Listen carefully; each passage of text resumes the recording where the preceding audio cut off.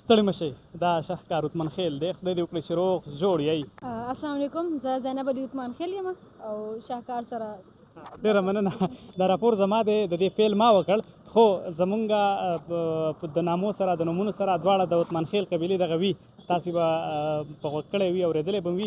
ډېر زیات خوشحاله یم هغه په دې باندې چې زه د خپل قبیلې زینب علي عثمان خیله چې صحافڼه دا خبریاله ده په اسلام آباد کې د یو شخصي تلویزیون سره کار کوي. مونږ خو کېناستو خبرې مو سره وکړلې، تاسې وایئ چې زه پښتو د دې لپاره نه وایم چې بیا راته پښتانه کنځل کوي. دا بالکل صحیح خبره ده. ما شاهکار ته دا خبره بیلم وکړه، وی چې پښتو کې کانټینټ جوړوي. ما ویل زما هم زړه کېږي زه پښتو کې جوړ کړم، خو زه په پښتو کې ځکه نه جوړوم چې پښتنو ته پته ولګي چې مخامخ چې دا پښتانه ده نو هغه تاسو ته به ډېر زیات نیګیټیو کمنټس کوي، او چې زه په اردو کې خبره کوم زه ډېر خبره کوم نو بیا ښه خوشحالېږي خو که دا ورته پته ولګي چې دا جینۍ په خپل هم د ډېر ده او دا له پښتو ورځي او دا پښتو ویلی شي نو ځکه زه دا اردو چې یو قسم ډالي که نه ای په طور یوز کوم. ډېره مننه. وختي تاسو ته ما وویل چې په پښتنو کې شاوخوا نیمه صدۍ کار شوی دی.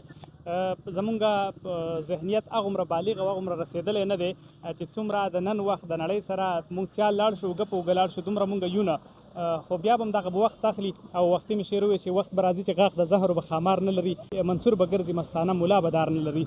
دغه وخت خو به راځي. څه ګڼئ خبریالۍ ته څنګه رالی؟ په شا مو د عثمان خیل قبیلې دغه نوم دی. اول خو دا اولنۍ خبره تاسو زما نه سوال تپوس نه کوئ، زه ورته په خپل وایم پښتنو نه ما ته دومره ګیله نه وي. دلته خو چې څوک څه خبره کوي زه د پښتنو دپاره هغو طرف زه ریپرزینټ کوم نو زه ودرېږم، داسې نه چې زه ته ډېره خفه یم. انسان خفه شي خو مطلب خیر دی، دا پکې راځي او ما ته ښکاري چې ټایم سره به انشاءالله مایند سیټ به چینج شي. او زه نیوز ریپورټینګ ته دې سره رالم، زه د دیر یم.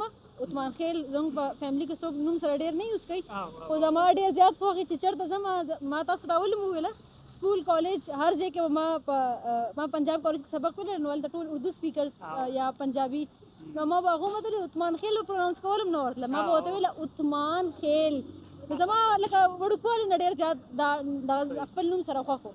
او دې کم چینل کې چې زه کار کوم تاسو ته پته ده پاکستان ټاپ چینلز کې کاونټ کېږي، په اساني نه یم راغلی، ډېر زیات انپیډ انټرنشپ مې کړي دي، ډېر زیات محنتونه مې ورسره کړي دي، نه سره ریفرنس و نه مې په فیملي کې څوک و جرنلیزم طرف ته نه چاته څه پته وه، بس هر چینل ته مطلب سی وي مې ورکوله، بیا مې انتظار کوه بیا به لاړم خلکو به زه پېژندل شروع کړم، دومره به زه تلم بار بار مې سی وي ورکوله.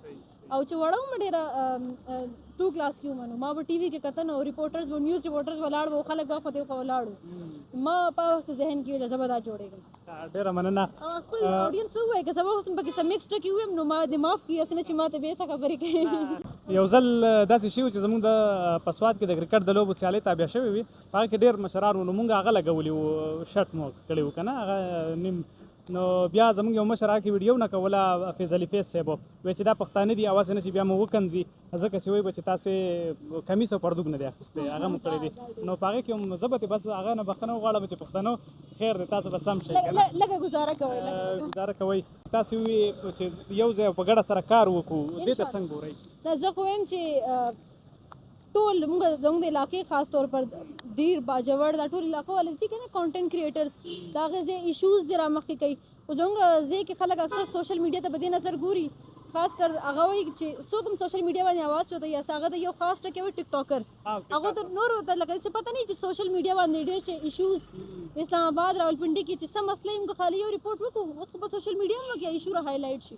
باقي زموږ کلچر خاص کر عثمان خیل زما هغې سره ډېره زیاته مینه محبت مینه ورته وایي که نه ډېره مینه ده ورسره عثمان خیل قوم سره خپل هسټري سره خپل کلچر ته چېرته چې عثمان خیل اوسېږي، باقي باجوړ ته تلل مې زړه کېږي، دیر ته مختلف علاقو ته سوات ته او هغه ځای کې کلچرل شیزونه چې موږ رامخکې کړو یا باندې کانټینټ جوړ کړو نو زه غواړم چې تاسو چېرته هم ځئ زه تاسو سره کولیب کړم او دې باندې یو ځای کار وکړو انشاءالله. ډېره مننه.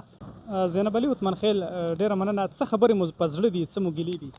زه خو ډېر زیاته خبرې مې په زړه خو خاص کر زه خپل پښتنو موریانو پلارانو وروڼو ته دا ویل غواړم چې خپل فیملي کې په ښځو باندې ادوار کوئ، هغو له موقع ورکوئ چې مخکې سي.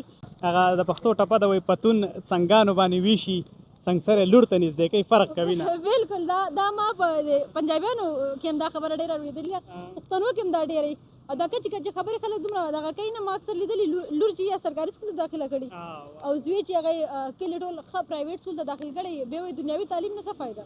تا ته زوی لېږلی دی نو لور دې ورته ولې نه لېږلی او دا خودغرضي ده چې تا خپل لور باندې سبق نه وي چې تا له څه کولی نه شي بچو سره به یو شانتي مینه کې دې دپاره نه چې دا ماله پیسې ګټي دا ماله نه ګټي دا به چېرته نه کوي ډیره مننه ډیره زیاته تھینک یو سو مچ تھینک یو